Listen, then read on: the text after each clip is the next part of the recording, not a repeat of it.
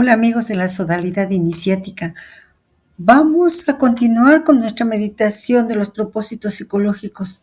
Hemos llegado al propósito psicológico 35, el chamanismo. Y como dice el maestre, él va entregando una enseñanza periódica sobre la ciencia del pensamiento, del alma y del espíritu.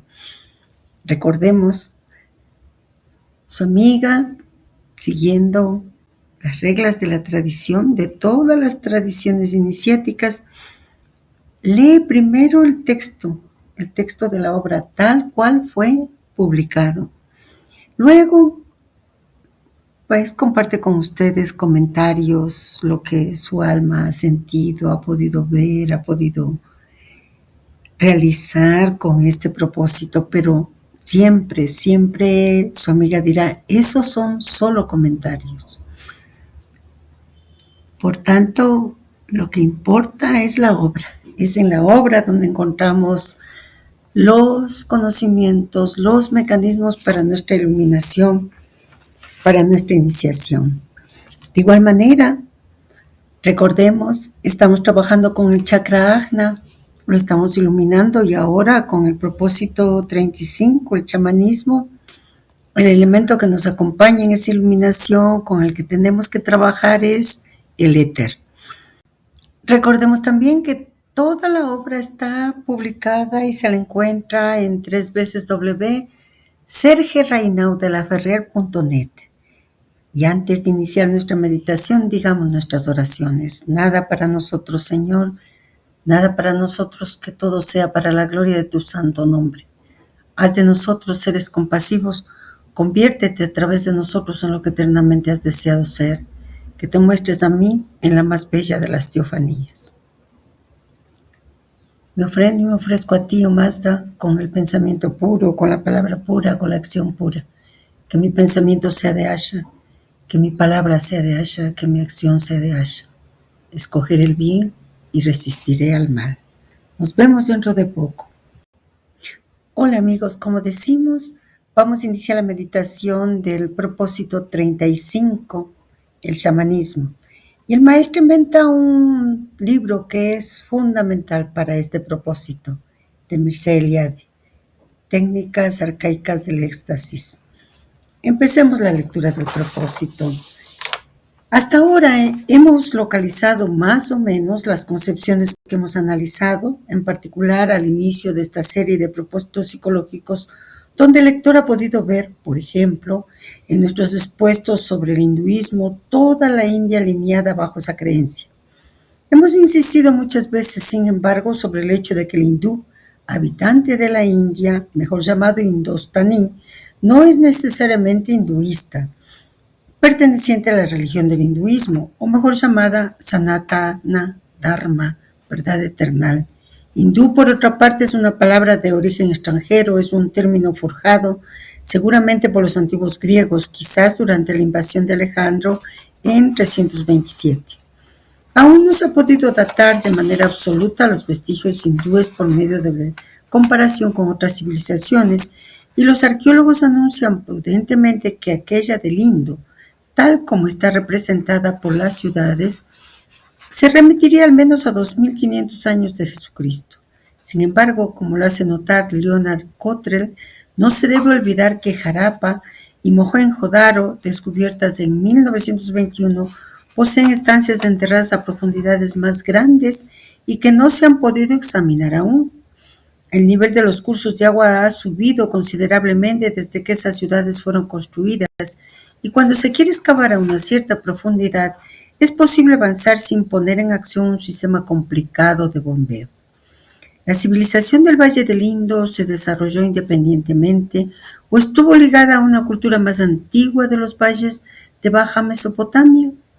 Se cree generalmente que, aunque los indostaníes, cuya civilización se desarrolló aparentemente después de la Sumeria, hubieran podido recibir la idea de este país, ellos, sin embargo, desarrollaron su propia civilización siguiendo una concepción absolutamente independiente de aquella de Mesopotamia. No hay testimonios fehacientes de que se haya establecido un contacto con Occidente antes del año 2300 antes de Jesucristo, escribe Weller. Se sabe que los dravidianos esclavizaron a las tribus indígenas y aborígenes y que a su vez fueron dominados por los arios hacia el 2000 antes de nuestra era. Pero antes de eso, se saben pocas cosas sobre el establecimiento de las concepciones en la India antigua. Apenas se da como fecha tradicional del Kali Yuga el año 3102 antes de nuestra era, de la cual el Rig Veda, que dataría del 2000, no puede enseñar nada. En cuanto a los principales Upanishads y los principales sutras védicos, datan solamente de 800 a 1000 años antes de Jesucristo. El Código de Manú, con sus 2685 versículos, es empujado con esfuerzo por algunos hasta el siglo V antes de nuestra era. Este comienzo nos puede parecer extraño porque uno espera que hable directamente de chamanes de Siberia o de América, pero el maestro empieza por la India para situar el origen y la evolución de las concepciones espirituales de la humanidad. ¿Qué nos está diciendo en este primer fragmento y por qué lo hace de esta manera? Veamos. Aclaración sobre la palabra hindú. El maestro primero corrige un malentendido común.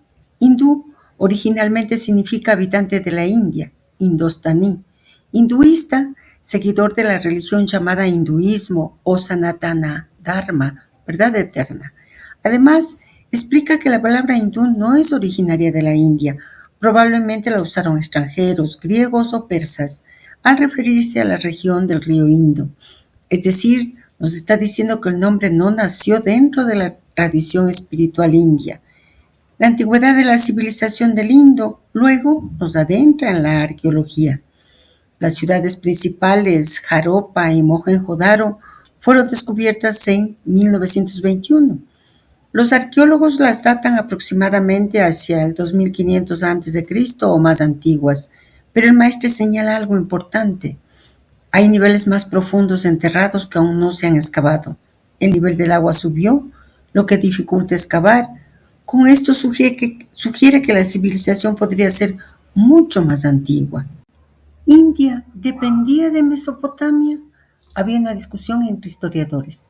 ¿La civilización del Indo nació sola o fue influenciada por Sumeria y Mesopotamia?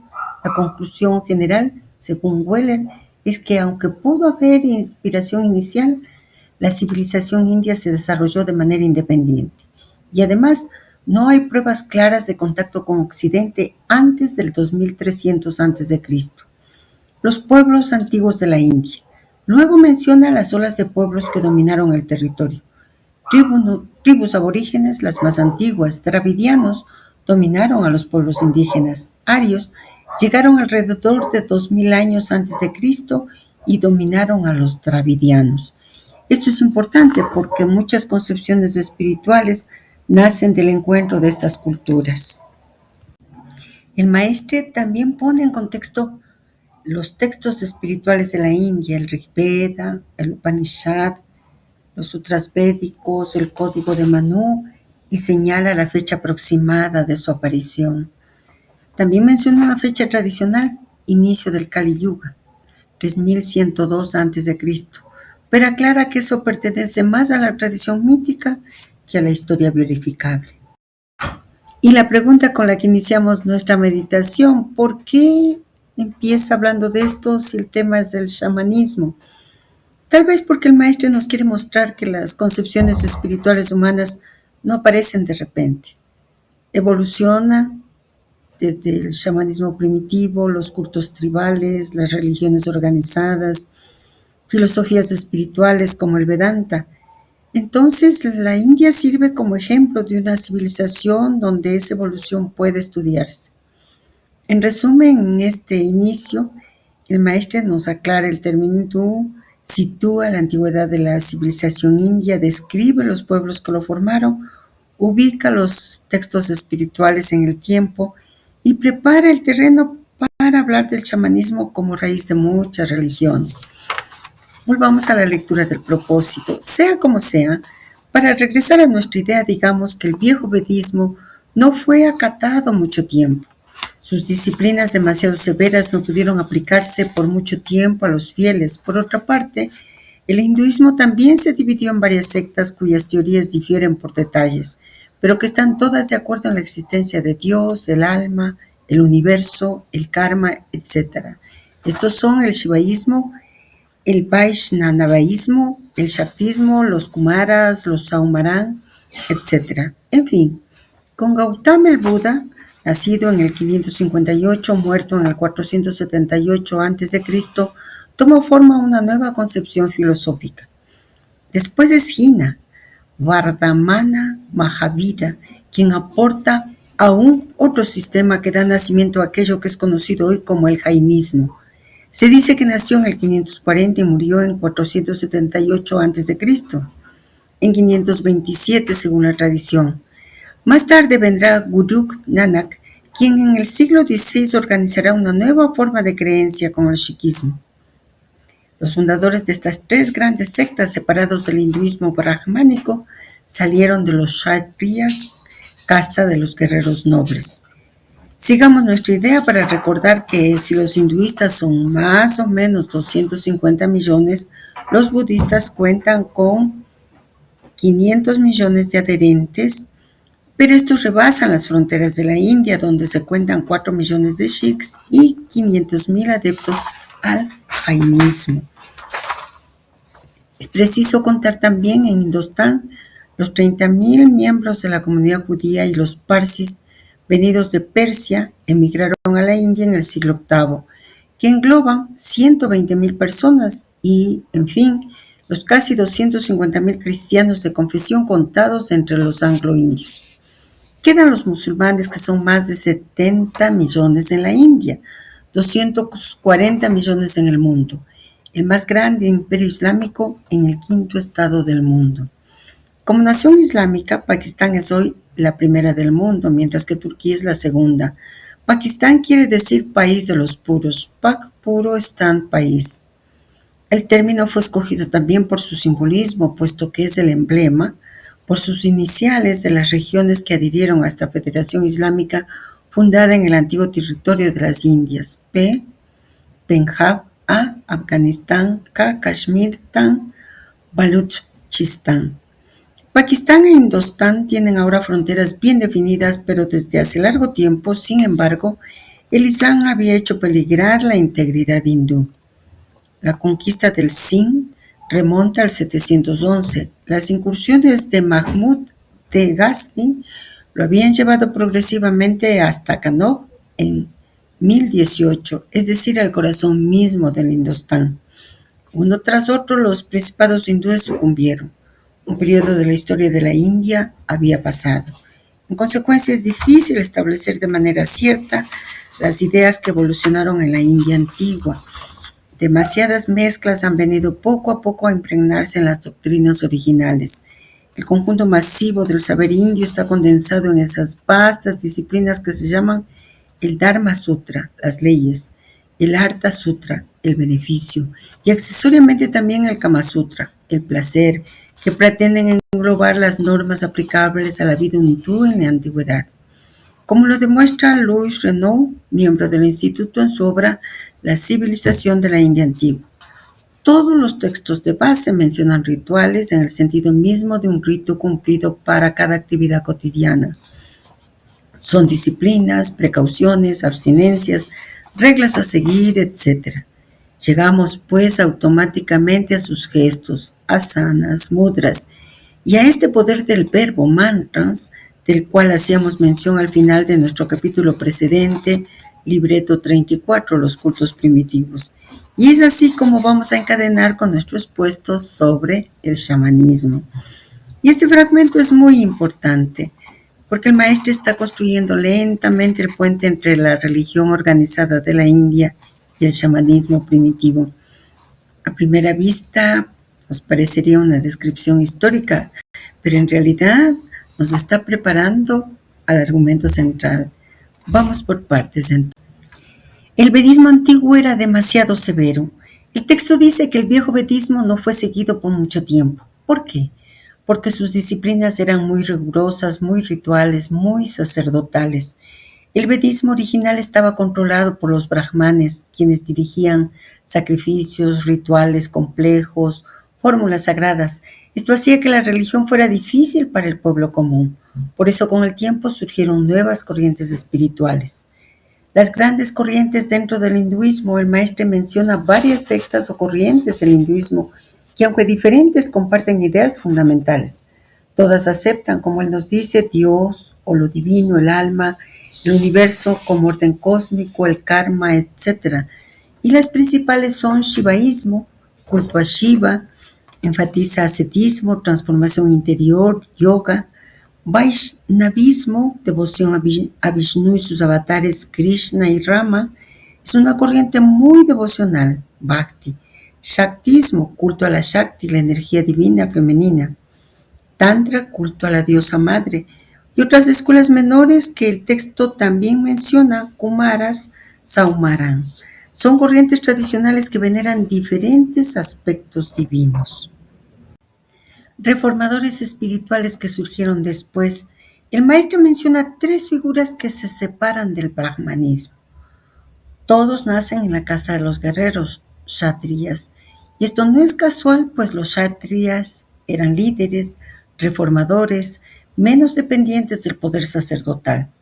Buda, Siddhartha Gautama, propone una revolución espiritual, rechaza el sistema rígido de castas, evita los rituales complicados, busca la liberación interior.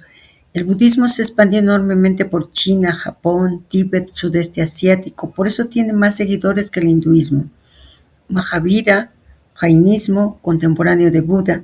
El jainismo enseña no violencia absoluta, ahimsa, disciplina extrema, liberación del alma mediante pureza. Es una de las tradiciones espirituales más austeras del mundo. Guru Nanak, del siglo XVI, fue el fundador del sikhismo. El sikhismo mezcla elementos del hinduismo, elementos del islam.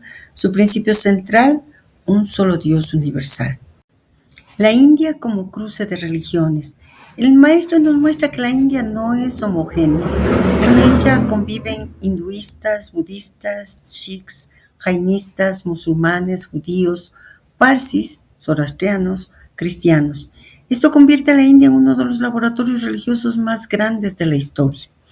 La llegada del Islam. El maestro nos recuerda que el Islam penetró en la India desde el siglo VIII. Momentos importantes: el 711, conquista del Sind, y Mahmud de Ghazni, siglo XI, invade el norte de la India. Esto inicia un largo periodo de conflictos y mezclas culturales. Y nos podríamos preguntar entonces, ¿por qué esto complica entender la India antigua? Y el maestro nos señala algo crucial. Las doctrinas originales se mezclaron mucho, entre pueblos diferentes, religiones diferentes, invasiones, intercambios culturales. Por eso es difícil reconstruir la espiritualidad primitiva de la India. Veamos las tres disciplinas de la vida hindú. El maestro cita a Louis Renault y menciona tres grandes áreas del saber tradicional: Dharma, las leyes y deberes, orden moral y religioso; Artha, el beneficio material, cómo organizar economía, política, prosperidad; y Kama, el placer y la vida afectiva. Recordemos el famoso Kama Sutra, pero no era solo sexualidad, era una ciencia del arte de vivir. El punto clave, el ritual. El maestro quiere subrayar que la vida hindú antigua estaba llena de rituales, disciplinas, gestos sagrados, por ejemplo, asanas, posturas del cuerpo; mudras, gestos simbólicos; mantras, palabras de poder. Esto no es solo religión, es técnica espiritual. Y veamos cómo el maestro nos traza un puente hacia el chamanismo, porque él concluye diciendo que estas prácticas nos llevan directamente al chamanismo. Gestos rituales, posturas, fórmulas sagradas, poder del sonido, control de la conciencia. En otras palabras, él nos está diciendo que muchas técnicas del yoga y del ritual védico tenían raíces chamánicas muy antiguas. Podríamos decir entonces que el maestro nos muestra tres movimientos. Muestra la diversidad religiosa de la India, explica cómo las doctrinas se transformaron con el tiempo y prepara la idea de que los rituales y técnicas espirituales vienen de tradiciones mucho más antiguas, el chamanismo. Antes de ir a ello, Veamos cómo el maestro menciona dos tradiciones desconocidas, al menos para su amiga, casi desconocidas para mucha gente. Profundicemos un poco en ellas. Kumaras y Saumara casi no aparecen en los estudios occidentales modernos. El maestro utiliza una clasificación tradicional de las corrientes devocionales hindúes, que hoy rara vez se menciona completa. Vamos a aclarar un poco. Las 6 corrientes clásicas de adoración en el hinduismo. En ciertas tradiciones se habla de 6 grandes vías devocionales, Shan-Mata, asociadas a la organización atribuida a Shankaracharya del siglo VIII. Cada una centra la devoción en una forma divina principal. Shaivismo, Shiva; Vaishnavismo, Vishnu; Shaktismo, la diosa Shakti; Saura o Saumaran, Surya, el sol; Ganapatya, Ganesha; Kaumara o Kumaras, Skanda, Kartikeya. El maestro menciona algunas de estas corrientes. Veamos eso que desconocemos casi, los Kumaras o Kaumaran. El término suele ser Kaumaran porque proviene de Kumara, que significa el joven, el príncipe, el hijo divino. Se refiere a Skanda o Kartikeya, el dios guerrero, hijo de Shiva y Parvati.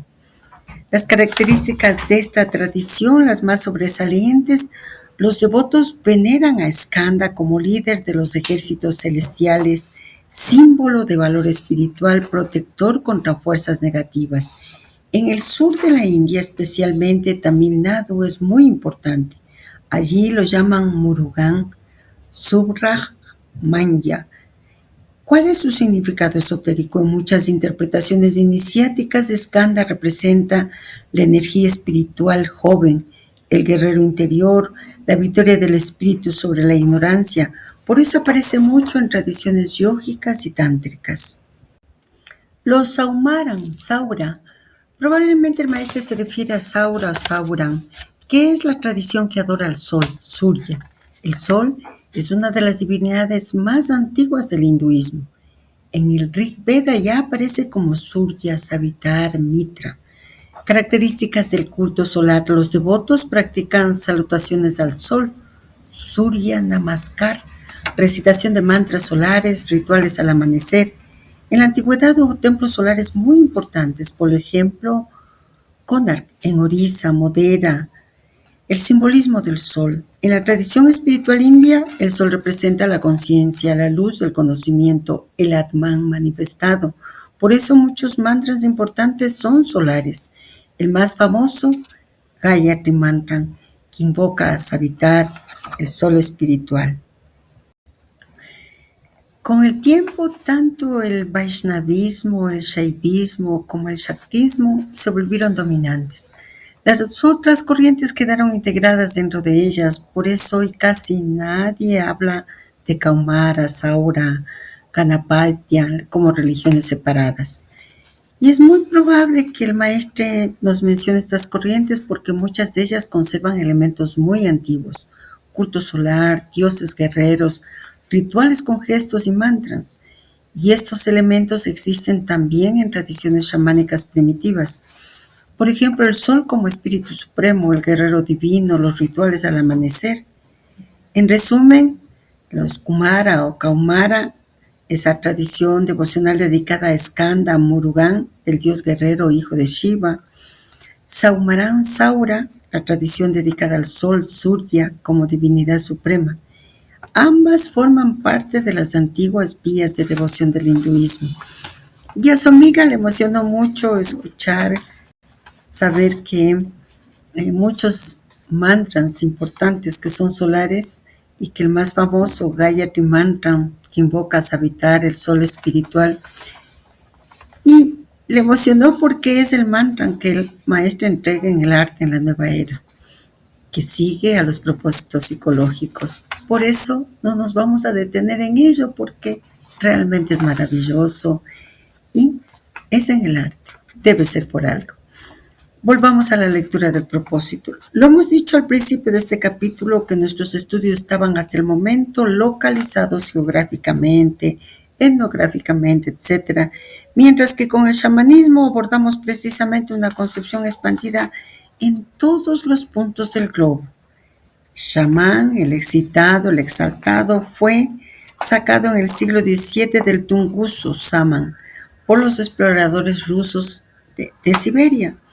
El término parece autóctono, se le encuentra también en calidad de empréstito, esta vez entre los buriatos y los yakutos.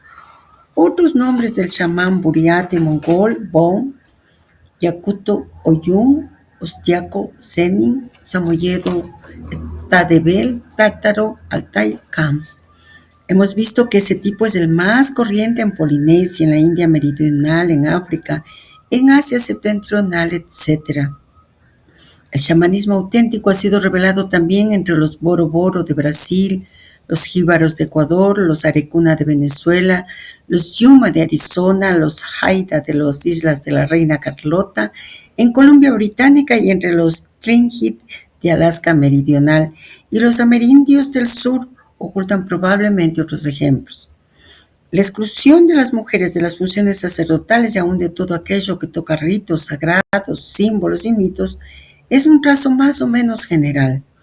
Comparadas con los hombres, ellas son menos aptas para sobrepasar la influencia peligrosa que puede ser nociva tanto como favorable, que puede matar como puede sanar. Siguiendo a varios etnógrafos, Siberia no habría conocido primeramente más que un chamanismo femenino.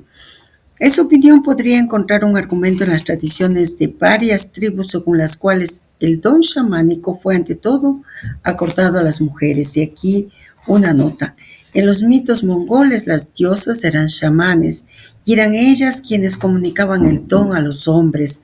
La mayoría de las tribus neosiberianas tienen un nombre común para la chamana, mientras que cada tribu tiene un nombre particular para el chamán.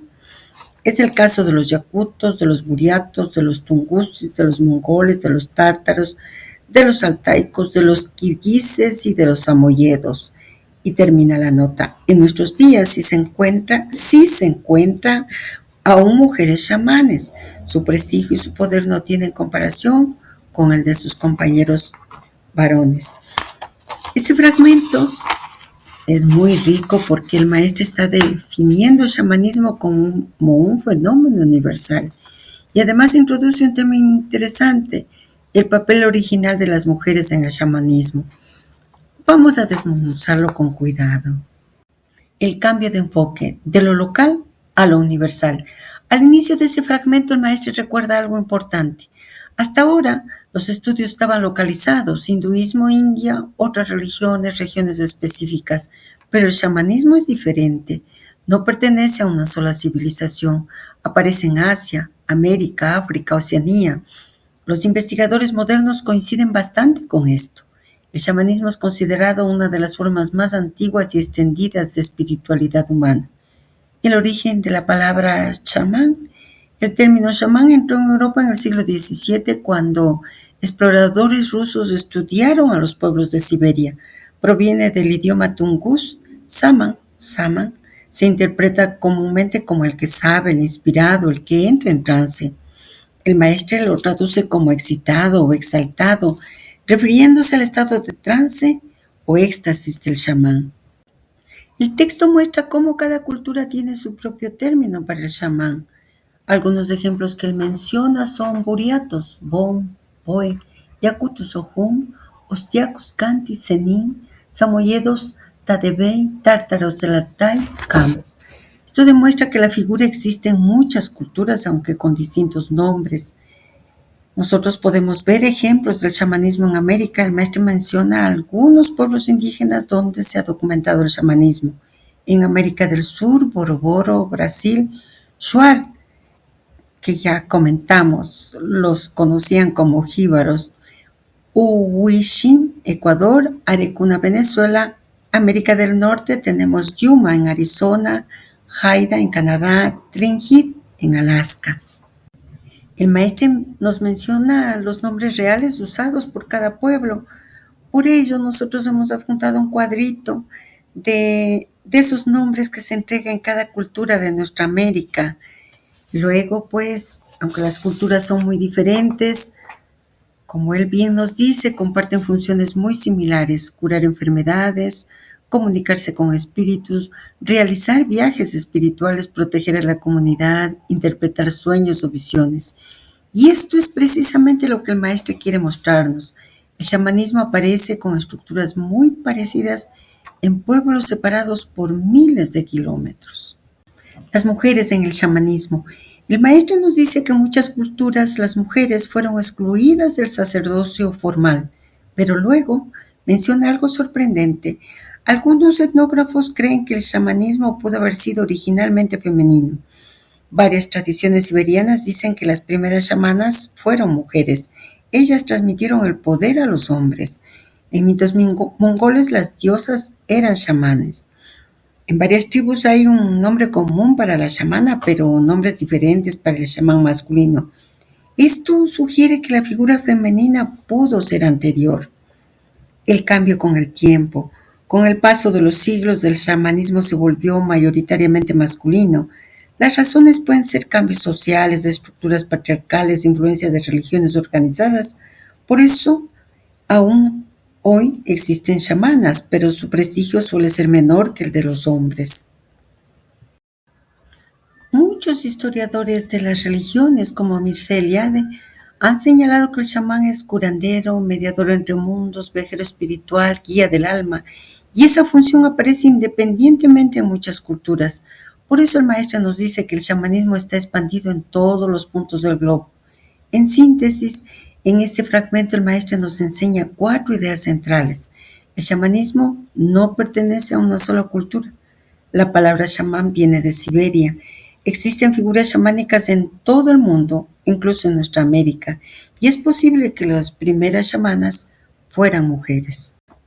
También sería importante recordar que, como señala el maestro, muchos investigadores, Eliade, Harner, Levi Strauss, encontraron que los chamanes de Siberia y los de América usan técnicas casi idénticas, como si provinieran de una tradición extremadamente antigua común a la humanidad.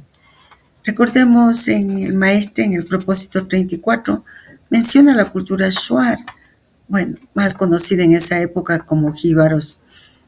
Nosotros compartimos el nombre del hombre de conocimiento, Uwishin, en idioma shuar. Esta cultura actualmente es una de las mejor documentadas del mundo, no solo de América, porque durante el siglo XX varios antropólogos vivieron largos periodos con ellos y documentaron directamente el sistema chamánico completo, algo que no siempre ocurrió con otros pueblos. Entre los investigadores más conocidos, Michel Harner, Philip de Escola, Eduardo Viveiros de Castro, eh, realizaron trabajos amazónicos comparativos. Harner, por ejemplo, participó en rituales de Natem y describió con mucho detalle la experiencia que él alcanzó. Y algo que sorprendió mucho a los científicos fue el hecho de que los shuar describen el mundo como una red de energías y espíritus invisibles que interactúan con los humanos. Curiosamente, algunos investigadores notaron que su forma de describir, hay que ponerlo entre comillas, proyectos invisibles que afectan el cuerpo, recuerda mucho a conceptos modernos de energía, campos invisibles, influencia psicosomática. No lo dice su amiga, lo dice Harner. Todo esto el chamanismo shuar se convirtió en uno de los modelos más importantes para comprender cómo funciona realmente el chamanismo. Además, los shuar conservaron su tradición bastante intacta hasta mediados del siglo XX, lo que permitió observar todo el proceso: iniciación, poderes, curación, guerra espiritual y cosmología. Conozcamos al menos algunos puntos principales de esa cultura maravillosa. El chamán shuar, el Uwishin, el especialista espiritual se llama Uwishin. Su función no es solo curar, también debe proteger a la comunidad, detectar ataques espirituales, recuperar el alma de los enfermos, enviar fuerzas espirituales. En la cultura shuar, el mundo está lleno de fuerzas invisibles activas, por lo que el Uwishin es una figura esencial. Los dardos espirituales es uno de los aspectos más famosos del chamanismo shuar. El Wushin trabaja con Sensak, que son descritos como pequeños dardos espirituales invisibles, entidades vivas, proyectiles energéticos. Se cree que pueden causar enfermedad o ser extraídos para curar. El Wishing los controla mediante cantos y visiones. Muchos antropólogos quedaron impresionados porque los chamanes hablaban de ellos como seres con voluntad propia. Para convertirse en un Wishing, la persona debe pasar por un aprendizaje largo.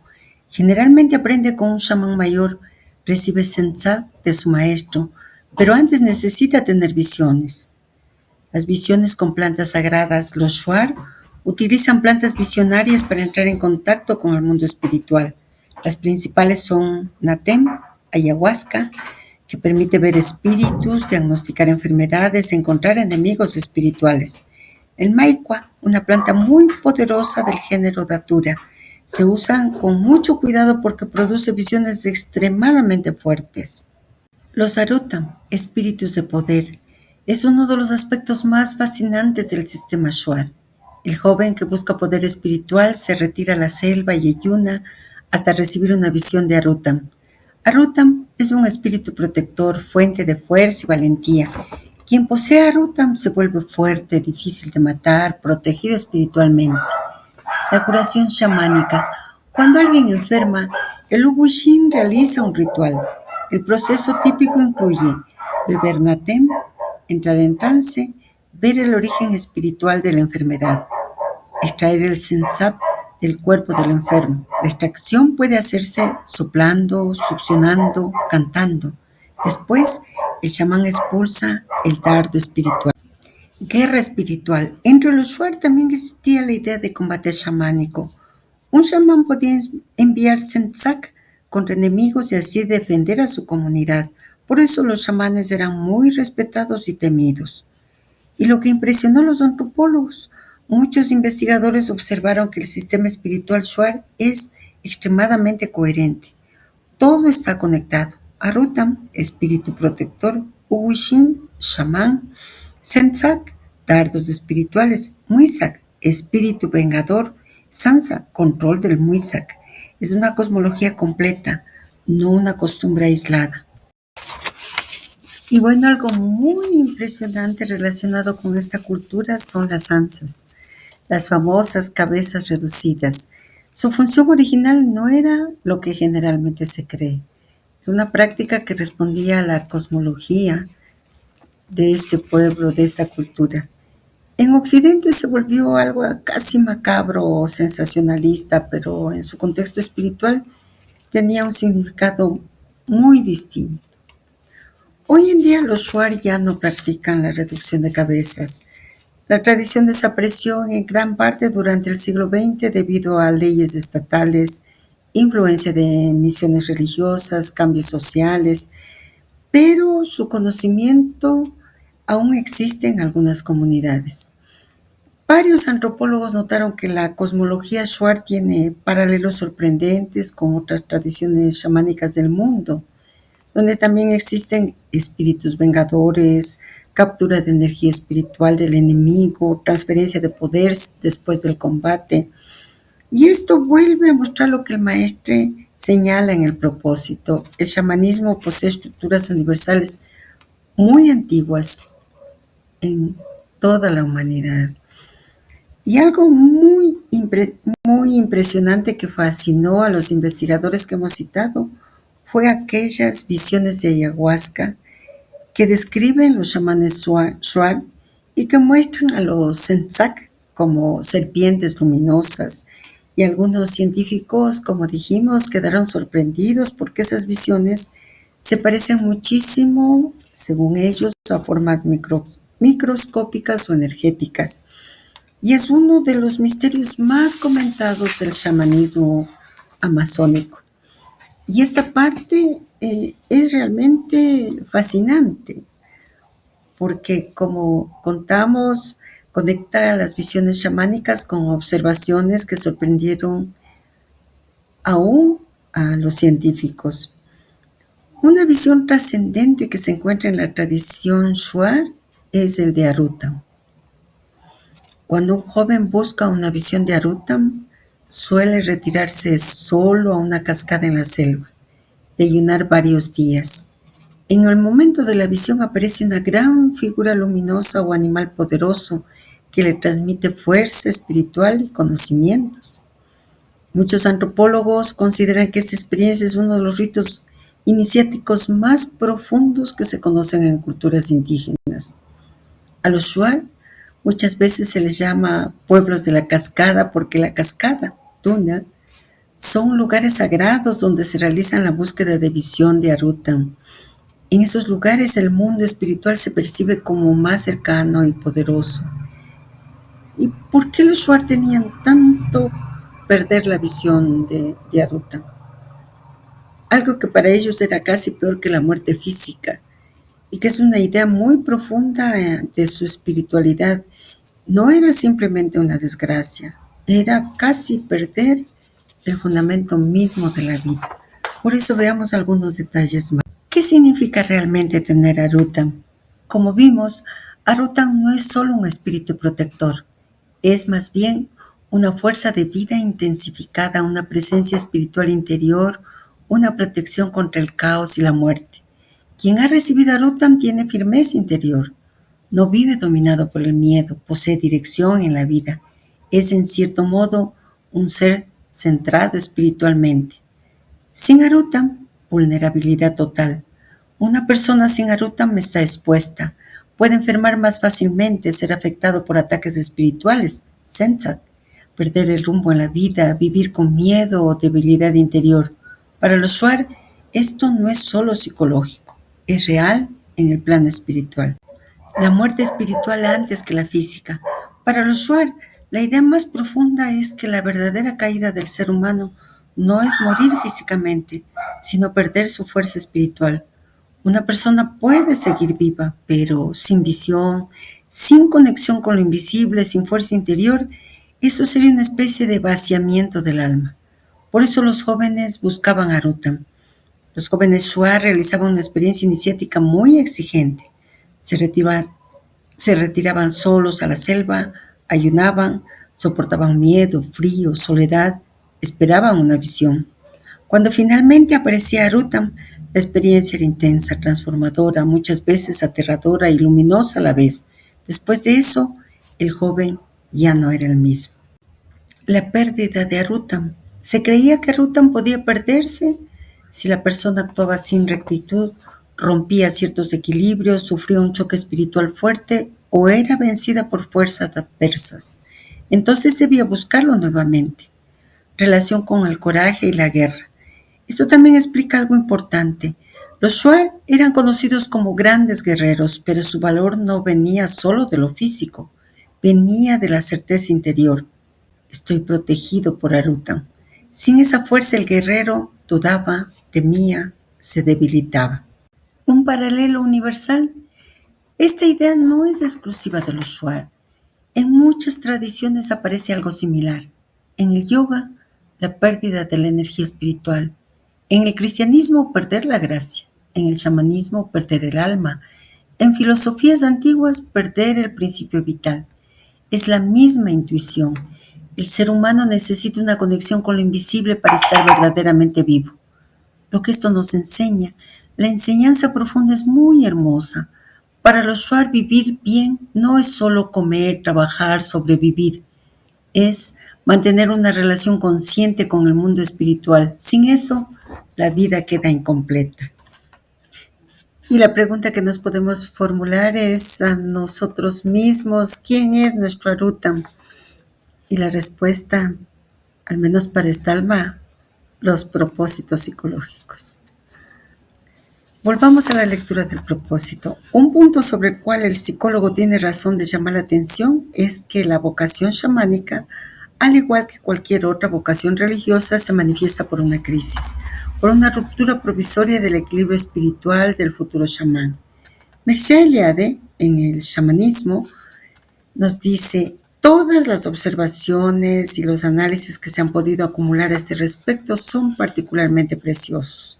Nos muestran de cierta manera en vivo las repercusiones del interior de la psiquis de aquello que hemos llamado la dialéctica de las hierofanías, la separación radical entre lo profano y lo sagrado, la ruptura de lo real que resulta de ello. Eso muestra toda la importancia que reconocemos a tales investigaciones de la psicología religiosa.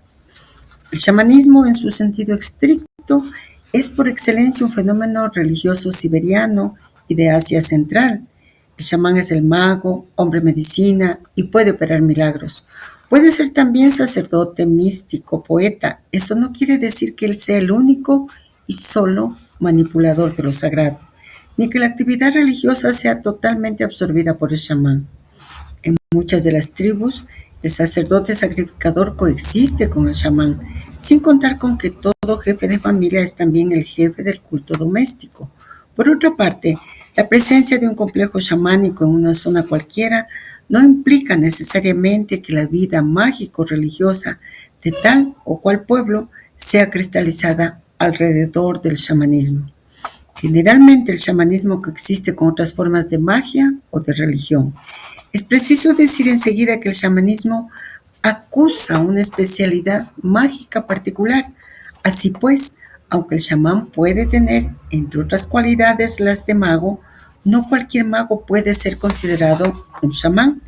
En cuanto a las técnicas chamánicas del éxtasis, ellas no agotan todas las variedades de la experiencia extática testimoniada en la historia de las religiones y en la etnología religiosa. No se puede considerar pues a cualquier extático como un chamán, que es el especialista de un trance durante el cual su alma tiene la reputación de dejar el cuerpo para emprender ascensiones celestes o descensos infernales. Contentémonos con decir, escribe Mircea Eliade, que los chamanes son seres que se singularizan en el seno de sus respectivas sociedades por ciertos aspectos. En las sociedades de la Europa moderna representan los signos de una vocación o al menos de una crisis religiosa. Ellos son separados del resto de la comunidad por la intensidad de su propia experiencia religiosa, es decir, que sería más fundamentado colocar al chamán entre los místicos que del lado de lo que se denomina habitualmente una religión. Habrá ocasión de encontrar el chamanismo en el interior de un número considerable de religiones, ya que el chamanismo permanece siempre como una técnica estática a disposición de una cierta élite, constituyendo en cierto modo la mística de la religión respectiva. Digamos al pasar que cada religión que termina constituyéndose después de largos procesos de transformación interior en estructura autónoma, presenta una forma que le es propia y que pasa como tal en la historia ulterior de la humanidad. Pero ninguna religión es enteramente nueva. Ningún mensaje religioso deroga enteramente el pasado. Se trata más bien de refundición, de renovación, de revalorización, de integración de los elementos y de los más esenciales de una tradición religiosa inmemorial. Este fragmento es central dentro del propósito 35 porque el maestre, apoyándose en Eliade, comienza a definir qué es realmente el chamanismo en profundidad, más allá de lo folclórico, como mucha gente lo toma. Y lo hace tocando varias ideas clave que están conectadas entre sí. Vamos a desentrañarlas con calma porque son muy importantes. La vocación chamánica como crisis. El texto empieza con una idea muy importante. Nadie se vuelve chamán normalmente. La vocación aparece como una crisis, una ruptura del equilibrio interior, una especie de quiebre psicológico-espiritual. Esto coincide con lo que ya vimos, enfermedades iniciáticas, visiones intensas, experiencias límite. Eliade interpreta esto como una irrupción de lo sagrado en la vida del individuo. La ruptura de lo real. Aparece un concepto profundo, la separación entre lo profano y lo sagrado. ¿Qué significa esto? Que el futuro chamán deja de percibir el mundo como algo normal y comienza a ver otra dimensión, otra realidad, otro nivel de existencia. Eliade llama esto hierofanía, manifestación de lo sagrado.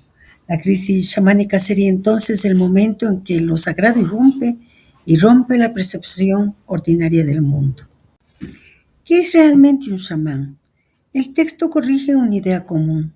El chamán puede ser mago, curandero, sacerdote, poeta, místico, pero no se define por ninguna de esas funciones por separado. Lo esencial es otra cosa. Y el maestro subraya la verdadera especialidad del chamán, y ahí está la clave. El chamán es el especialista del éxtasis, es decir, entra en trance de manera controlada. Su alma viaja, accede a otros mundos. Esto lo distingue de un mago común, un sacerdote ritual, un simple creyente.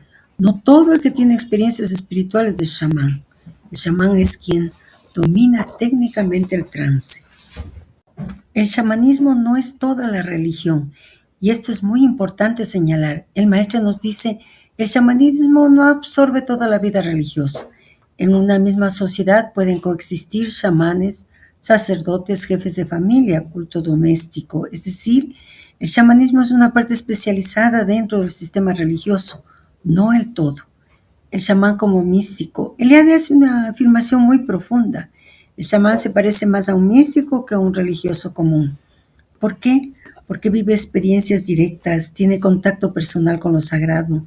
No depende solo de rituales externos. Esto lo acerca a figuras como yogis, sufíes, santos, ascetas. El chamanismo como técnica. Esto es una idea muy importante del maestro. El chamanismo es una técnica estática, es decir, un método, un conjunto de prácticas, una forma de acceder a lo espiritual. Y esto puede existir dentro de muchas religiones y en distintas culturas. Por eso nos dice, es como la mística interna de una religión. Ninguna religión es totalmente nueva. Este punto es fundamental para toda la obra. El maestro afirma, ninguna religión nace desde cero, todas son una transformación, una reorganización, una integración de tradiciones anteriores, incluyendo elementos muy antiguos como el chamanismo. Si unimos todo, el mensaje del maestro es muy claro. El chamanismo no es una religión primitiva, aislada, es una forma fundamental de experiencia espiritual humana. Es la base de muchas formas posteriores de mística. Y además, el chamán representa al individuo que ha sido transformado por una crisis espiritual profunda y aprende a moverse entre mundos. El chamán no es simplemente un curandero o un mago, es alguien que tras una crisis profunda aprende a entrar en trance y acceder a lo sagrado, convirtiéndose en una especie de místico dentro de su cultura. Y esa capacidad no pertenece a una religión en particular, sino que es una herencia espiritual de toda la humanidad. Esto conecta perfectamente con todo lo que se nos ha transmitido en el propósito 34. Visión transformadora, crisis iniciática, contacto con lo invisible, técnicas para acceder a otros estados. Y todo eso no es casual, es justamente lo que el maestro nos quiere mostrar, la raíz común de las experiencias espirituales humanas. Volvamos al propósito. Los principales vías de reclutamiento de los chamanes son 1. La transmisión hereditaria. 2. La vocación espontánea, el llamado o la elección. Esto en todo caso está generalizado en Siberia y en Asia nororiental. Se encuentran también casos de individuos convertidos en chamanes por su propia voluntad, como por ejemplo entre los altaicos, o por la voluntad del clan, como entre los tunguses. Cualquiera que haya sido el método de selección, un chamán no es reconocido como tal sino después de haber recibido una doble instrucción. Una de orden extático, 2 de orden tradicional. Técnicas, funciones de los espíritus, mitología y genealogía del clan, lenguaje secreto, etc. Esa doble instrucción equivale a una iniciación. Y aquí una nota. El vocabulario poético de un chamán yakuto comprende 12.000 palabras, mientras que su lenguaje usual, el único que conoce el resto de la comunidad, no comporta más de 4.000. Entre los kazaj kirguises, el Baksa, cantante, poeta, músico, adivino, sacerdote y médico, parece ser el guardián de las tradiciones religiosas populares, el conservador de las leyendas de varios siglos de antigüedad. Sigamos con el propósito, se cierra la nota. No, Natel, en estudios sobre el chamanismo, explica que no existe chamán que sea en su vida cotidiana un individuo anormal, un neurasténico o un paranoico. Si él fuese así, se le colocaría entre los locos, no se le respetaría como un sacerdote. A fin de cuentas, el chamanismo no puede ser puesto en relación con una anormalidad naciente o latente. Él agrega aún, no se puede decir pues que el chamanismo absorbe la anormalidad mental en estado difuso en la comunidad, ni que esté fundado sobre una predisposición psicopática marcada y expandida.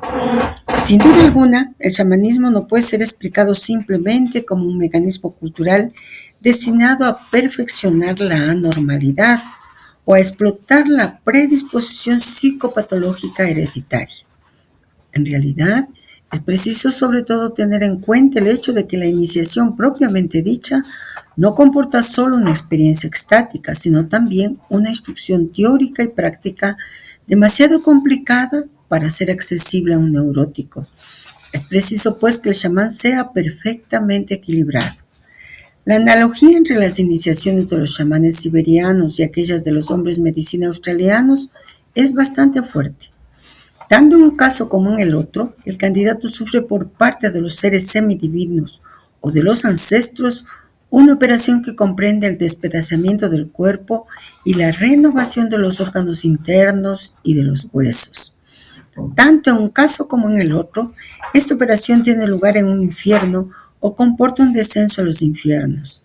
Semejante simetría entre dos grupos de técnicas místicas que pertenecen a poblaciones arcaicas tan alejadas en el espacio no deja de tener consecuencias sobre el puesto que conviene acordar al chamanismo en la historia general de las religiones. De todas maneras, esta analogía entre Australia y Siberia confirma sensiblemente la autenticidad de la antigüedad de los ritos chamánicos de iniciación. Las semejanzas también hacen unir el chamanismo sudamericano con la magia australiana. En general, como lo señala justo título Metraus, el chamanismo entre los indios de América del Sur tropical, la muerte simbólica del chamán está sugerida por los desmayos prolongados y por el sueño letárgico del candidato. Los neófitos, yamana de Tierra del Fuego, se frotan la cara hasta que aparezca una segunda y una tercera piel. La piel nueva es visible solamente a los iniciados. Entre los Bakairi, los Tupinamba y los Caribes, la muerte, por el jugo del tabaco y la resurrección del candidato están formalmente testimoniadas. Entre numerosos sabios citemos a Lublinsky, el chamán entre los pueblos indígenas de Sudamérica, que confirma la cuestión. Durante la fiesta de consagración del chamán araucano, los maestros de los neófitos caminan con los pies desnudos sobre el fuego sin quemarse y sin que sus vestidos se inflamen. Es inútil agregar que casi por toda América del Norte, los ritos de iniciación a las sociedades secretas, chamánicas o no, comparten el ritual de muerte y resurrección del candidato, así como lo recuerda Loeb en Iniciación Tribal y Sociedades Secretas. Digamos aún que ese ritual está preservado simbólicamente por los maestros de la francmasonería. El mismo simbolismo de muerte y resurrección mística se encuentra en casi todas partes, tanto entre los sudaneses de los montes Nuba como entre los Dayaks de Borneo y los esquimales Amasilik, donde no es el discípulo quien se presenta delante del viejo Angakok, chamán o hechicero dentro de las comunidades inuit, para ser iniciado, sino que es el mismo chamán quien lo escoge, y esto a veces desde la más tierna edad. Los sacerdotes paganos relata que el chamán distingue entre los muchachos a veces de 8 años aquel que él juzga mejor dotados para la iniciación, con el fin de que el conocimiento de los más altos poderes existentes puedan ser conservados por las generaciones futuras. Y aquí una nota: cuando un viejo Angakok encuentra un alumno, va a enseñarle en el más profundo misterio lejos de la cabaña en la montaña. Cierra la nota. Knut Rasmussen, en Cultura Intelectual de los Esquimales Igloolik, explica que la iniciación propiamente dicha comienza por una operación sobre la cual estamos muy mal informados. De los ojos del cerebro y de las entrañas del discípulo, el viejo Angakok extrae su alma, con el fin de que los espíritus conozcan lo mejor que hay en el futuro chamán. A continuación de esta extracción del alma, el candidato es capaz por sí mismo de retirar el espíritu de su cuerpo y emprender los grandes viajes místicos a través del espacio y las profundidades del mar. Puede ser que esta misteriosa operación se asemeje en cierta manera a las técnicas de los chamanes australianos.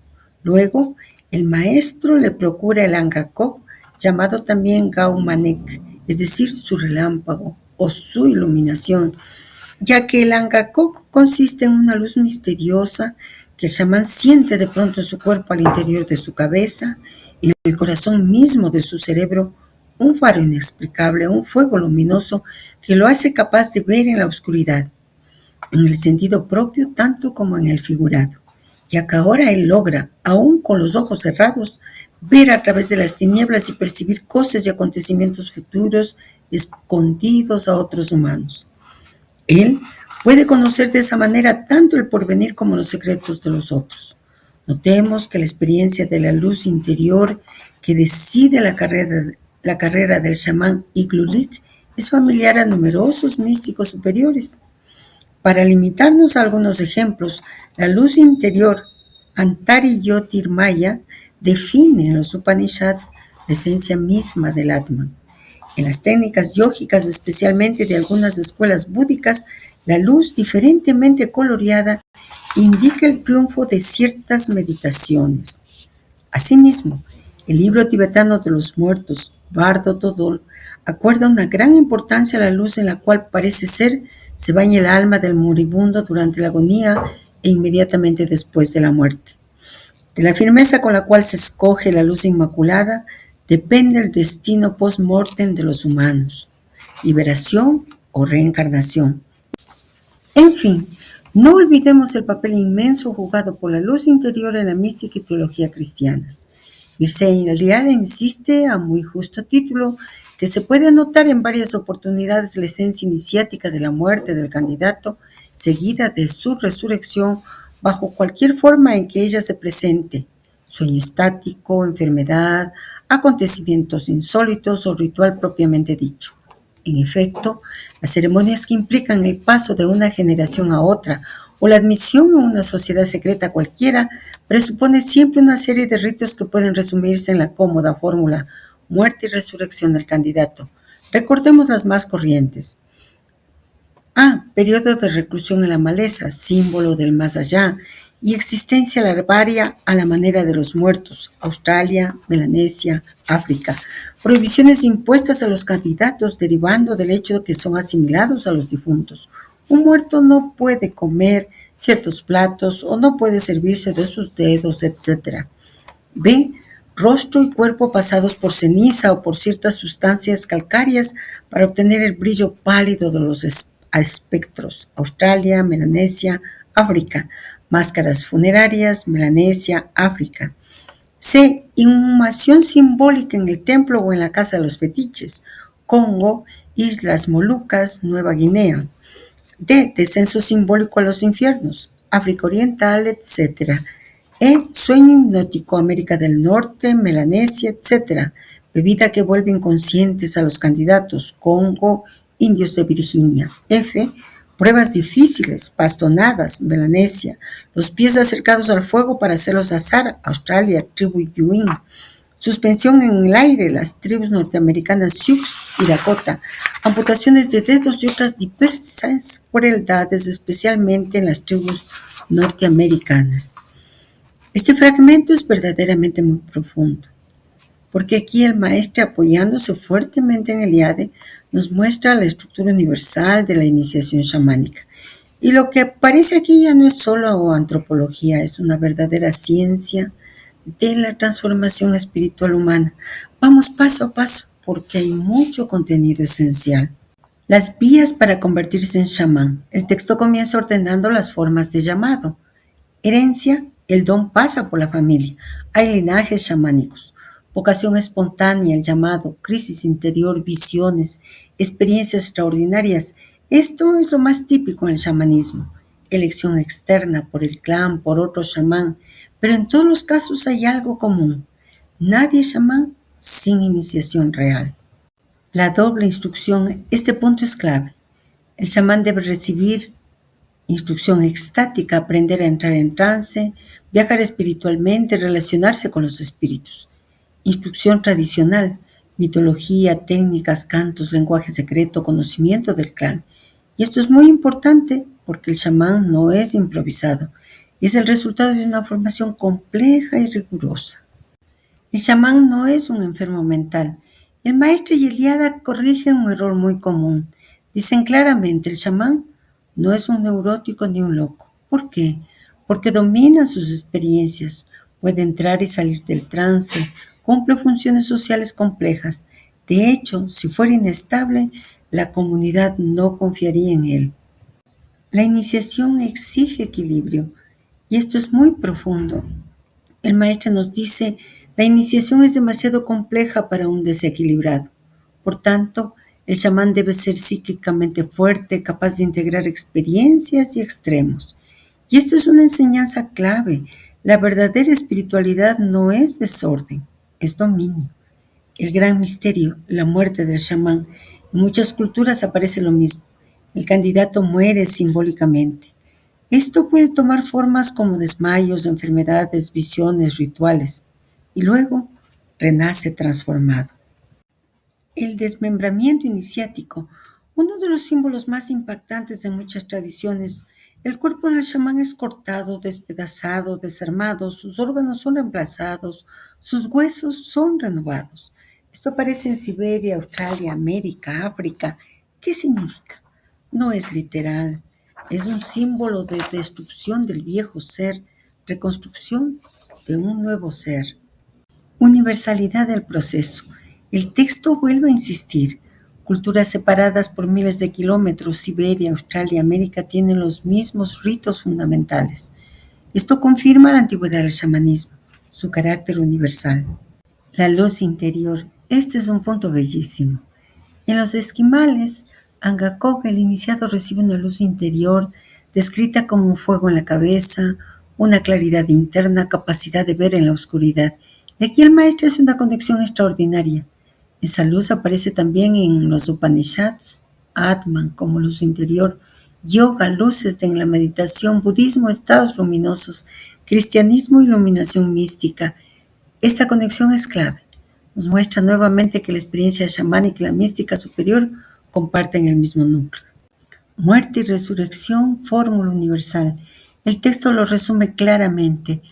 Toda iniciación profunda sigue este esquema: muerte, transformación, renacimiento, y aparece en ritos tribales, chamanismo, sociedades secretas, masonería, simbólicamente. Las pruebas iniciáticas. El candidato atraviesa pruebas que simbolizan esa muerte: aislamiento en la naturaleza, ayuno, contacto con la oscuridad, simulación de entierro, pruebas físicas duras, estados de inconsciencia. Todo esto tiene un sentido: romper la identidad anterior. Meditando en lo que el maestro y Eliade nos transmiten, podemos ver la clave profunda, la idea central de todo el fragmento. El chamán no nace, se hace, y se hace a través de una muerte simbólica real en su psiquismo. Por ello nos hablan de una experiencia transformadora vinculada a una crisis profunda que lleva a la ruptura interior.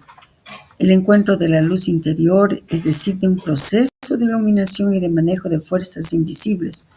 Todo encaja perfectamente con lo que nosotros vivimos en los propósitos psicológicos. Este fragmento nos enseña también que el chamanismo es una vía iniciática completa, donde el ser humano es llamado por una crisis, atraviesa una muerte simbólica, recibe conocimiento, despierta en una luz interior y renace como mediador entre mundos. Lo que el maestro nos transmite es algo muy profundo: la estructura universal de la transformación espiritual humana, que luego aparecerá en religiones, en místicas y en filosofías. El maestro afirma también algo muy importante, vuelve a decirnos de otra manera: ninguna religión nace desde cero, todas son una transformación, una reorganización, una integración de tradiciones anteriores, incluyendo elementos muy antiguos como el chamanismo. Si comparamos muerte y resurrección chamánicas con la iniciación en otras tradiciones, Cristo, Osiris, alquimia, yoga, veremos que es el mismo patrón con distintos lenguajes. Así, nuestro acercamiento a los propósitos deja de ser descriptivo y se vuelve revelador, y empezamos a ver la estructura común de todas las tradiciones y la estructura de nuestra propia iniciación. La estructura universal de la iniciación. Primero resumamos lo que vimos en el chamanismo. Esquema básico: llamado, crisis, ruptura, sufrimiento, muerte simbólica, descenso, inframundo, transformación, renacimiento, iluminación, poder. Ahora observemos cómo este mismo esquema aparece en otras tradiciones. En el chamanismo, base arcaica, crisis iniciática, desmembramiento, descenso a los mundos invisibles, contacto con espíritus, regreso con poder. Resultado: el chamán nace como mediador entre mundos.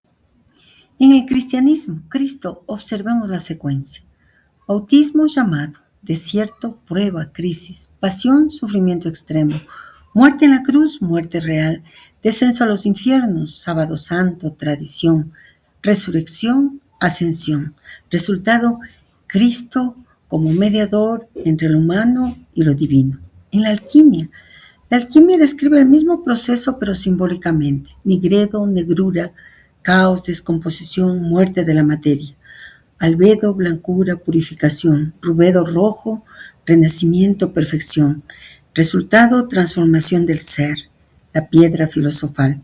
Y en yoga, en el hinduismo, en el yoga profundo, la crisis existencial, búsqueda; la disciplina, tapas, disolución del ego; despertar de la kundalini, energía; ascenso por los centros, chakras; iluminación, samadhi. Resultado: realización del Atman, la esencia divina. En Egipto, con Osiris, el mito de Osiris es muy claro. Osiris es asesinado, su cuerpo es desmembrado. Isis lo recompone.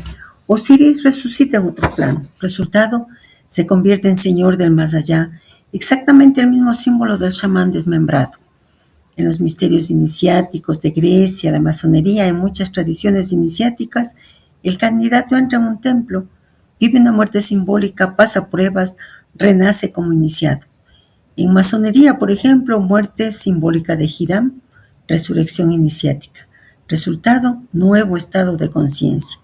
En el chamanismo esquimal, como vimos, extracción del alma, iluminación interior, luz, capacidad de ver en la oscuridad. Resultado: visión más allá del mundo ordinario.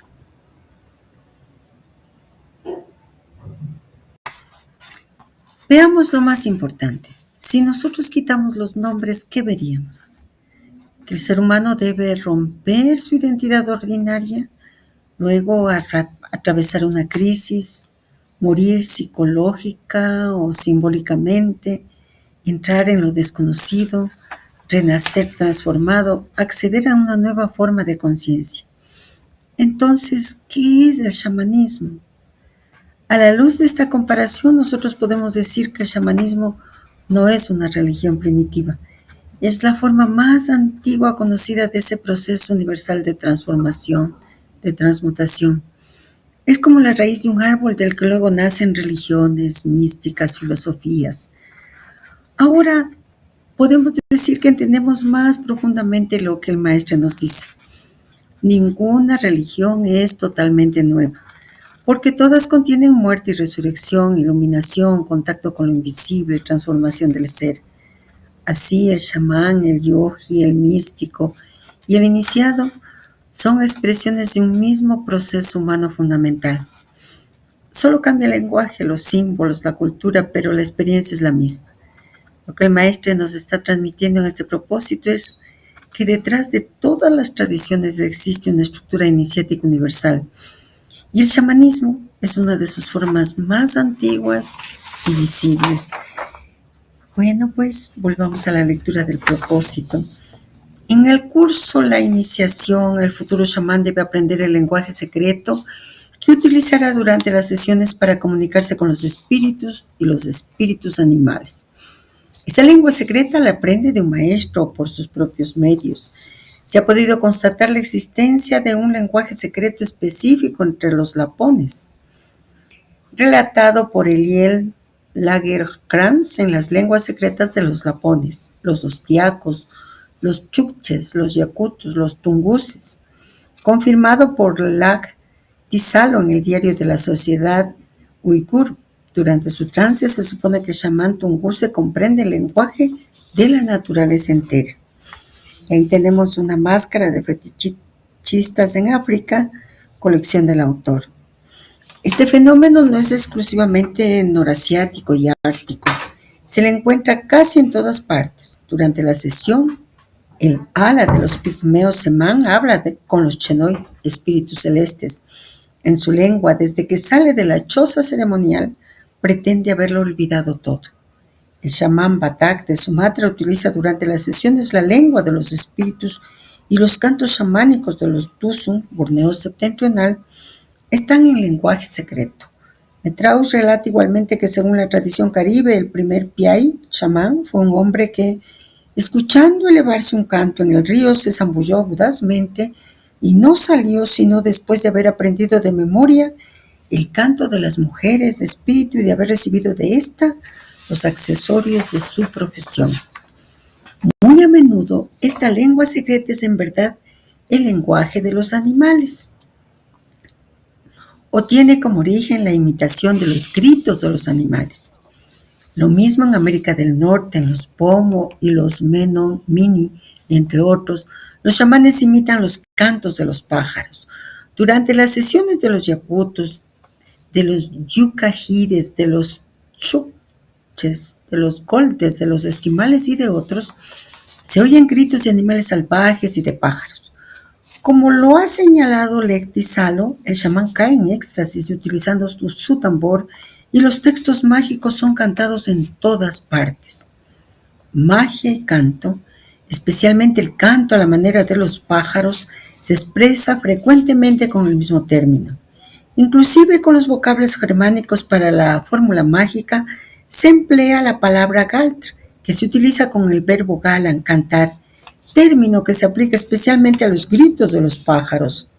Aprender el lenguaje de los animales, en primer lugar el de los pájaros, equivale en todo el mundo a conocer el secreto de la naturaleza y por lo tanto a ser capaz de profetizar, ver el hombre conocedor de los lenguajes de los animales de su mujer curiosa. Igualmente el océano de las historias o el océano de los relatos. El lenguaje de los pájaros se aprende generalmente comiendo serpiente u otro animal con reputación mágica. Ver una historia de la magia y de la ciencia experimental de Filostrato. Estos animales pueden revelar los secretos del porvenir porque están concebidos como los receptáculos de las almas de los muertos o de las epifanías de los dioses. Aprender su lenguaje, imitar su voz, equivale a poder comunicarse con el más allá y con los cielos. Encontramos la misma identificación con un animal, especialmente con el pájaro, cuando se examina la cuestión del traje de los chamanes y del vuelo mágico. Los pájaros son psicopompos. Convertirse a sí mismo en un pájaro indica la capacidad de emprender, estando aún en vida, el viaje extático al cielo y al más allá. Este fragmento es maravilloso y muy profundo. Nos revela algo que a primera vista parece extraño, el lenguaje secreto, pero que en realidad es una clave universal de la experiencia mística. El maestro nos lleva, como siempre, más adentro del fenómeno chamánico. Ya no solo la iniciación, sino cómo el chamán se comunica con lo invisible. Vamos a desentrañar. El lenguaje secreto del chamán. El texto dice algo fundamental. El chamán debe aprender un lenguaje especial para comunicarse con espíritus, animales, fuerzas de la naturaleza. Este lenguaje puede aprenderse de un maestro o surgir espontáneamente en el trance. Esto ya nos indica algo clave. El lenguaje ordinario no sirve para lo sagrado. Se necesita otro tipo de expresión. El lenguaje de los animales, especialmente los pájaros. En muchas culturas el chamán imita sonidos de animales, especialmente cantos de pájaros. ¿Por qué? Porque se cree que los animales conocen secretos de la naturaleza y del más allá. Y esto nos lleva a una idea muy profunda. Aprender ese lenguaje es acceder al conocimiento oculto. Lenguaje poder de conocer. El texto lo dice claramente: quien entiende el lenguaje de los animales puede profetizar, conocer el futuro, acceder a secretos. Esto aparece en muchas tradiciones, cuentos antiguos, el que entiende a los animales, mitos iniciáticos, leyendas universales, la serpiente y el conocimiento. El maestre nos dice: comer serpiente permite aprender el lenguaje de los animales. Esta mención nos lleva a conectar con símbolos universales. Serpiente es sabiduría, es transformación, es conocimiento oculto. Magia y canto. El texto nos dice: magia y canto están unidos. Incluso en lenguas antiguas se habla de fórmula mágica igual canto, relacionado con el canto de los pájaros. ¿Qué significa? El sonido es un vehículo de poder. Por ello el maestro lo conecta con lo que vimos desde el propósito 34. Mantras india, fórmulas sagradas, palabras de poder. En esencia, el chamán y el yogis usan el mismo principio, el poder del sonido. Pájaro como símbolo central. El texto insiste mucho en el pájaro. ¿Por qué? Porque el pájaro es el que vuela, el que conecta cielo y tierra, el mensajero. Por eso es llamado psicopompo, guía del alma, guía de almas. Por ello, convertirse en pájaro significa poder viajar entre mundos. El árbol del mundo. Otro símbolo vuelve a aparecer. El árbol cósmico, eje del universo. En él, arriba cielo, medio tierra, abajo inframundo, y en la cima el símbolo supremo, el águila, ser supremo. El águila aparece como creador del primer chamán, mensajero divino, incluso equivalente al ser supremo. Esto es muy profundo. ¿Qué nos señala? El chamán tiene su origen en lo celeste, no solo en lo humano. Y el maestro nos está señalando algo profundamente simbólico. El chamán tiene su propio árbol de vida. Su significado podemos leerlo en dos niveles esenciales, y ambos están realmente presentes en el simbolismo tradicional. Como aquí hay una clave muy grande, nos pide detenernos. El doble significado del árbol. El maestro nos dice que el chamán está conectado al eje del mundo y dentro de sí tiene su propio eje. ¿Cómo debemos leerlo? Por la manera en que el maestro transmite, no son dos cosas separadas. Por tanto, lo que nos señala es que el eje interior y el eje cósmico son reflejos uno del otro. El eje del mundo, nivel macrocosmos. En todas las tradiciones, árbol del mundo, axis mundi, monte Meru, Yggdrasil, Rukuyaya Pichincha, Puñay, representan la estructura del universo, la conexión entre cielo, tierra e inframundo. El chamán, al subir y bajar por ese árbol, recorre los niveles del cosmos.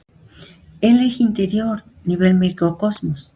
En el ser humano, columna vertebral, canal sutil, sushuma en yoga, centros energéticos, representan lo mismo, niveles de conciencia, posibilidad de ascenso espiritual. Por eso el maestro nos dice que el árbol es también el eje interior. Debemos recordar la ley de correspondencia, pues ahí está el punto más importante. Lo que existe en el universo existe en el ser humano. Y esto es un principio tradicional universal. Como es arriba, es abajo. Entonces, árbol cósmico, estructura del universo. Árbol de la vida, eje interior, estructura del ser.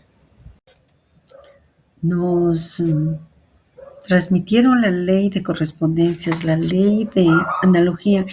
Y gracias a esa comprensión, a la comprensión de la analogía, podemos alcanzar la esencia de la transmisión del maestro, la función real del chamán, que es ser puente, dado que él es quien une ambos ejes, pues asciende interiormente, pero eso equivale a ascender cósmicamente. Por eso su experiencia no es imaginaria, como la nuestra, es una traducción interior de una realidad universal. Continuemos con la enseñanza del maestro. Con lo comprendido anteriormente, cuando el texto dice que el chamán tiene su propio árbol, comprendemos que no significa un árbol físicamente, únicamente. Significa que está conectado conscientemente al eje universal. Y eso implica que su vida depende de esa conexión. Su poder viene de ahí, su equilibrio también. Y la relación con el yoga, la analogía con la columna vertebral es precisa. En yoga, Kundalini asciende, chakras se activan, conciencia se eleva. Esto es equivalente a subir por el árbol del mundo. La transmisión que realiza el maestro nos permite ver que el árbol no solo conecta niveles, es el camino mismo de la realización. Es decir, no es solo estructura, es proceso, es transformación. Entonces, cuando el maestro nos dice que el chamán posee un árbol de vida, logramos comprender que está conectado al eje del mundo, macrocosmos. Ese eje también existe en su interior, en nuestro interior, microcosmos. Su trabajo consiste en recorrer ese eje conscientemente, y de esa conexión depende su poder y su función. Lo que hemos visto como una clave iniciática es en el fondo que el árbol no está fuera ni dentro únicamente. Es la unidad entre el ser humano y el universo. Y el águila, que menta Eliade, representa la conciencia que ha logrado ascender por ese eje. Y es realmente extraordinario todo lo que nos está transmitiendo. Ahora que nosotros hemos ido tejiendo nuestra meditación con esos 3 hilos que nos acompañaron desde el propósito 34, y eso ha sido para nosotros muy significativo, porque nos permite aproximarnos a los textos no como piezas aisladas, sino como un tejido vivo. Y eso es lo que justamente permite que la comprensión se vuelva más profunda. Recordemos esos 3 hilos. Eliade describe y compara las formas, lo fenomenológico. El maestro orienta, sintetiza y da dirección, lo iniciático. Y Neumann revela los procesos interiores, lo psicológico arquetípico. Juntos forman una especie de triángulo de comprensión. Y lo hermoso es que podemos realizar lo que ellos proponen. No quedarnos en el dato, no quedarnos en el símbolo, sino integrarlo en una visión. Por ello, cuando vemos el lenguaje de los pájaros, el árbol, la transformación animal, la muerte y el renacimiento, todo empieza a alinearse. Eliade nos muestra que es universal. Neumann nos muestra que ocurre también en nosotros, en nuestra alma. Y el maestro nos sugiere que es un camino. Ese tejer a los 3 hilos es entrar en espiral. En una espiral cada vez más profunda. Desde el inicio de nuestro estudio, es decir, desde el propósito 1, hablamos de un laberinto iniciático. Y dijimos que todo laberinto iniciático y los propósitos psicológicos, siendo un laberinto iniciático, tiene una sola entrada y una sola salida. Y hablamos de rondas zodiacales, pero estas no están dispuestas en un círculo, sino en una espiral, como todo laberinto iniciático, y eso es importante que lo grabemos en nuestro corazón y que no lo olvidemos. ¿Por qué debemos recordar esto? Porque círculo se repite lo mismo. La espiral es cierto que vuelve al mismo punto, pero en otro nivel. Nos ubicamos en una altura distinta. Con todas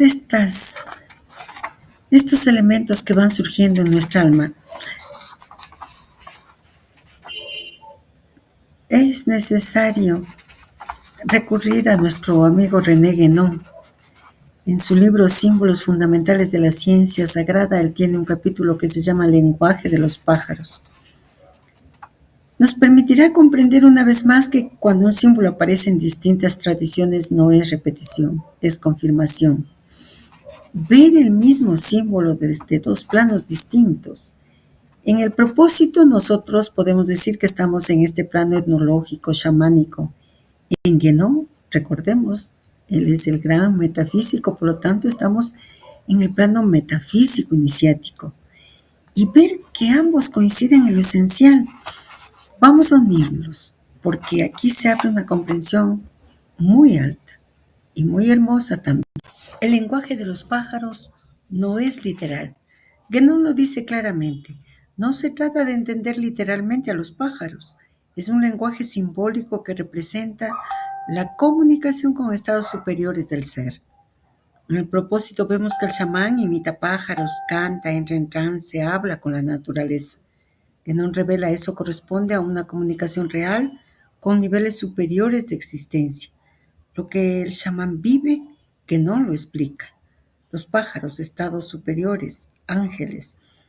Esto es clave. Guénon nos dice, los pájaros simbolizan a ángeles, estados superiores del ser, realidades celestes. Entonces, entender el lenguaje de los pájaros sería comunicarse con lo superior.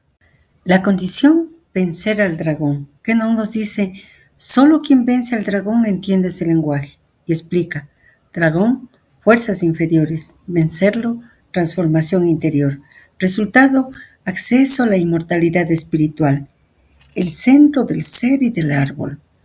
Esto conecta directamente con el propósito. Guénon nos dice, ese lenguaje se alcanza en el centro del ser y lo representa con el árbol cósmico, eje que une todos los niveles.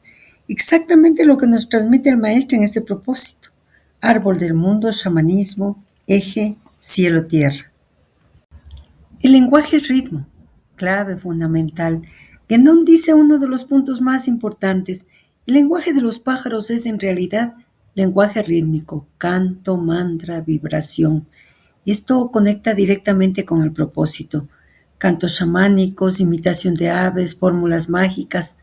El sonido es el puente entre mundos. Mantras, dirk y cantos chamánicos que no hace una conexión clara. Dirk, Islam. Mantras, India. Cantos sagrados. Todos sirven para armonizar el ser, abrir acceso a lo superior. Exactamente lo que hace el chamán. La lengua primordial, que no menciona algo muy profundo. En el origen, el ser humano hablaba un lenguaje sagrado, rítmico, vibratorio, conectado a lo divino. Luego se perdió. El maestro Eliade nos dicen que el chamán aprende esa lengua original. El poeta sagrado, el iniciado, intentan recuperar esa lengua. Poeta, chamán e iniciado. Esto es bellísimo. Guénon señala que en la antigüedad el poeta era inspirado. El lenguaje era sagrado. El canto era ritual. La poesía era la lengua de los dioses. Y nos permite recordar lo que vemos. El chamán también es poeta, también es cantor, también es vidente. Guénon señala algo muy importante. Con el tiempo, el lenguaje sagrado se vuelve literatura. El canto, entretenimiento. La magia, superstición. Pero quedan restos, mitos, símbolos, rituales. Ahora podemos unir todos. En el chamanismo, lenguaje de animales. En Guénon, lenguaje de los pájaros. En el chamanismo, cantos. En Guénon, ritmo sagrado. En el chamanismo, trance. En Guénon, comunicación con estados superiores. En el chamanismo, comunicación con espíritus. En Guénon, acceso al centro del ser. Son dos expresiones de lo mismo. Una ciencia del lenguaje sagrado. Podemos atrevernos a decir que el lenguaje de los pájaros no es un idioma. Es un estado de conciencia donde el sonido, el pensamiento, la realidad están unidos. Lo que el chamán hace con cantos y sonidos, lo que el yogi hace con mantras, lo que el místico hace con la oración, es esencialmente lo mismo, buscar la vibración que conecta con lo superior. Las prácticas chamánicas son expresiones antiguas de una ciencia espiritual universal que luego aparece como mantra, oración, poesía sagrada, liturgia. Y por eso cuando Guénon habla del lenguaje de los pájaros y el maestro habla del chamán que imita aves, está hablando del mismo misterio, visto desde dos niveles distintos. Volvamos a la lectura del propósito.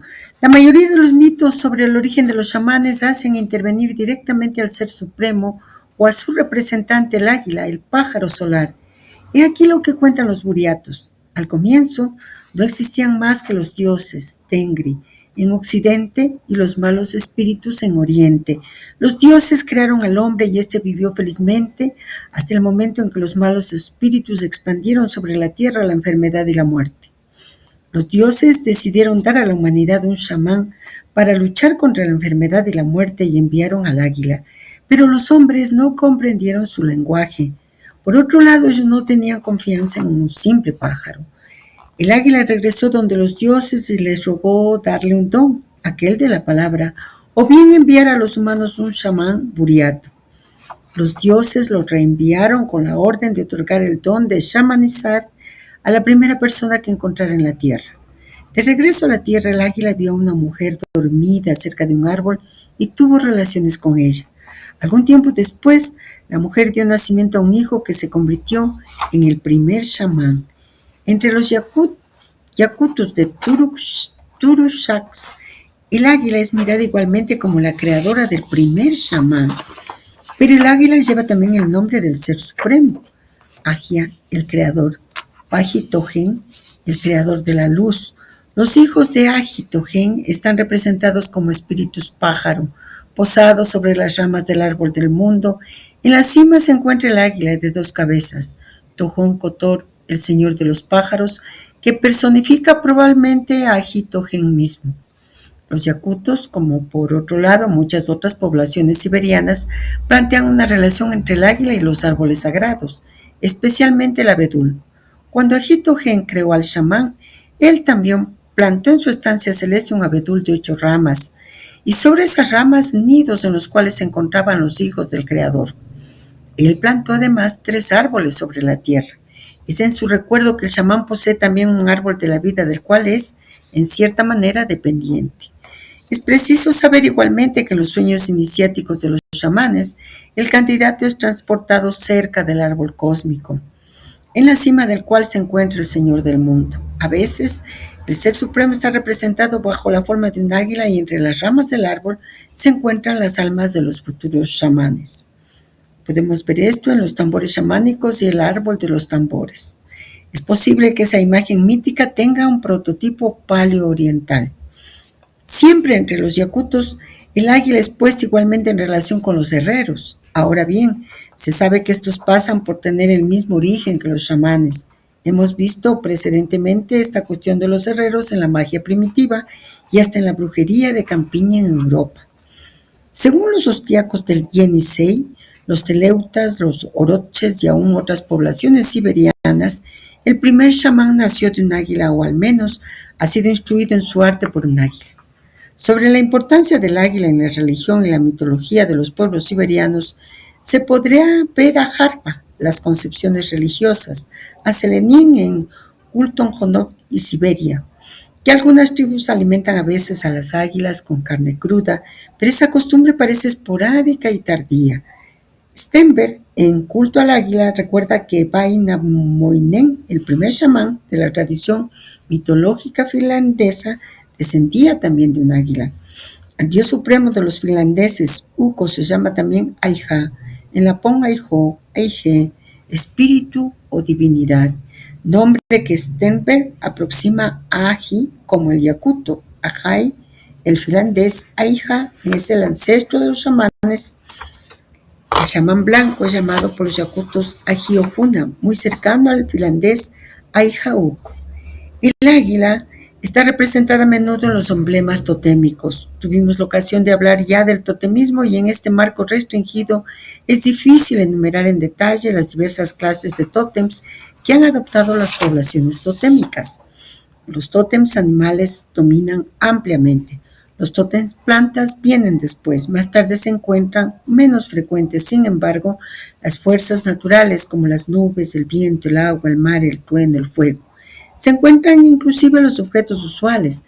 Entre los indios Caus, por ejemplo, una tienda juega el papel de tótem artificial. Entre los indios Mandaus es un cuchillo de caza y entre los iroqueses onondagas una bala de fusil.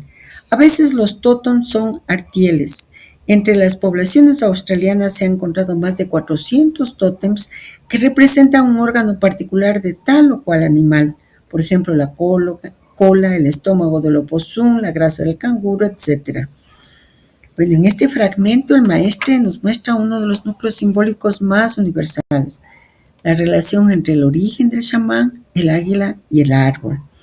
Y lo que parece un mito extraño es en realidad una enseñanza profundamente estructurada. Vamos a penetrarla juntos. El águila como ser supremo. El texto dice algo clave. El águila no es solo un animal, es representación del ser supremo o de su manifestación. Nombres como Aji, creador, Agitogen, creador de la luz, confirman esto. Entonces el chamán tiene un origen celeste. No es simple humano, lo volvemos a insistir. El águila como símbolo solar. El águila es llamada pájaro solar. Esto implica altura, luz, visión total, dominio del cielo. Es el símbolo de la conciencia elevada. El árbol y el águila, símbolo completo. Iliade nos entrega una de las imágenes más importantes de toda la tradición. Árbol más águila. Árbol, eje del mundo. Águila, lo que está en la cima. Esto nos lleva al punto donde el humano toca lo divino. El árbol de 8 ramas y los nidos. Esto es profundamente simbólico. Árbol celeste, ramas, nivel o planos, nidos, almas de futuros chamanes. ¿Qué significa? El chamán no nace al azar. Su alma está situada en una estructura simbólica. Y esto de estructura simbólica es sumamente importante. Cuando el texto menciona árbol de 8 ramas, 3 árboles en la tierra, sugiere una organización del cosmos. No es arbitrario, es estructural, por lo tanto, hagamos el intento de integrarlo. Entonces, ¿cómo integrarlo? Tal vez, y solo tal vez, la forma correcta sería no forzar equivalencias directas, sino ver principios comunes. Así, 8, estructura de manifestación. Árbol, estructura del cosmos. 8, número mágico, orden oculto. Recordemos el gran mensaje 2. Todo apunta a lo mismo. El universo no es caótico, está organizado según leyes profundas. Y el árbol de 8 ramas sería la imagen simbólica de ese despliegue en el cosmos. Al integrar los propósitos, no intentamos unir símbolos por el número solamente, sino por el principio que expresan. Y aquí ese principio es la vida en el cuerpo o en el cosmos se despliega según un orden. El nacimiento del primer chamán. El mito buriato dice, el águila desciende, se une a una mujer, nace el primer chamán. Esto no debe tomarse literalmente, es un símbolo muy preciso, la unión de lo celeste y lo terrestre. Resultado el chamán, hijo de 2 mundos. El sueño iniciático. El candidato a chamán es llevado al árbol cósmico. Esto coincide con todo lo que hemos visto, viaje extático, ascenso, encuentro con el Ser Supremo. Es una experiencia interior vivida como real. El águila como iniciadora. En muchos pueblos, el chamán nace del águila o es instruido por ella. Esto nos dice que su conocimiento viene de lo alto, no de lo humano ordinario. En lo más alto del árbol cósmico está el águila. El chamán asciende el árbol, el eje de los mundos, y llega a lo alto donde se encuentra el águila, que representa la conciencia que ha alcanzado la cima del árbol, que le permite la comunicación con lo alto, la transformación, que le entregue el acceso a fuerzas universales. El problema inicial, los hombres no entienden al águila. Y este detalle es muy importante. Los hombres no comprenden el lenguaje del águila. Eso significa el ser humano ordinario ha perdido el contacto con lo divino. Entonces se necesita un intermediario, el chamán. El chamán como traductor. A partir de esto podemos alcanzar la comprensión de que el chamán es quien entiende el lenguaje del cielo, lo traduce a los humanos, y vemos la conexión directa con el lenguaje de los pájaros en Genón, los cantos chamánicos. Iliade y el maestro profundizan en algo muy importante, en la comprensión de la universalidad del símbolo. El texto menciona a Siberia, Finlandia, otras culturas, para decirnos lo que ya sabemos. Los símbolos, los mitos no son locales, son universales. El mito del águila nos dice que el chamán es un ser que participa de lo divino y lo humano al mismo tiempo. Por eso entiende lo que los otros no entienden, ve lo que los otros no ven, traduce lo invisible en visible. El sentido profundo del mito no explica un origen histórico, explica la naturaleza del chamán, y esa naturaleza es que tiene origen celeste, que está ligado al eje del mundo, media entre planos, posee conocimiento superior. El árbol somos cada uno de nosotros. El ascenso es nuestra conciencia y el águila es lo que puede llegar a ser cuando alcanzamos la cima. Por lo tanto, podemos profundizar en el simbolismo del águila, porque es entrar en uno de los arquetipos universales de toda la tradición. Lo hermoso es que al recorrer distintas culturas no cambia lo esencial, solo el lenguaje. El despliegue del mismo símbolo en distintas tradiciones, en diferentes tradiciones, nos va a mostrar la unidad. Antes de ir a cada cultura, fijémonos en la clave, en el núcleo del símbolo. El águila representa elevación, visión total, contacto con lo divino, soberanía espiritual. En términos más profundos, es la conciencia que ha alcanzado lo alto. Veamos, por tanto, en Egipto, el halcón, Horus, es el equivalente del águila. Horus, dios celeste, ojo de Horus, visión total, vuelo, dominio del cielo.